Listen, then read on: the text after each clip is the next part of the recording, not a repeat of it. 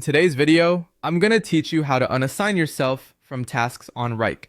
This process is essential if you find yourself no longer responsible for a task or if you simply need to reallocate your time more effectively. But I'll guide you through two straightforward methods to accomplish this. So let's dive right in. First, let's go over how to unassign yourself from within the task itself.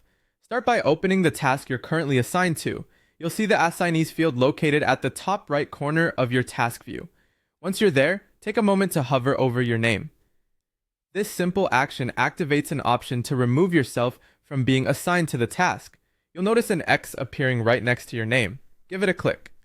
With that, you'll immediately be removed as an assignee, effectively freeing up your task list for a more streamlined workflow. Now, if you have multiple tasks or prefer working with a broader view of your assignments, you might find it more efficient to unassign yourself from the list or table view. Start by navigating to the project or folder where your task resides. This step ensures you're looking in the right place for the tasks you're actively involved in. Once you're in the correct project or folder, switch to either list view or table view, whichever you find most convenient. Here, you'll notice an assignee column that lists all the names assigned to various tasks.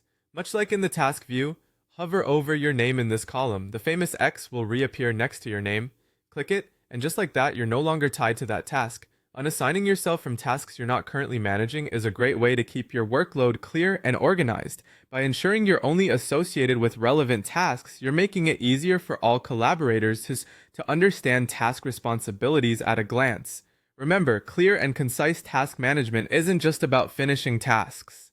It's also about maintaining clarity in your role within a project.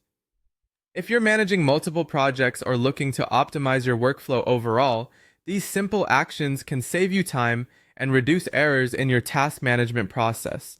While you're doing this, be sure to communicate any task changes with your team, especially if someone else needs to take over responsibilities.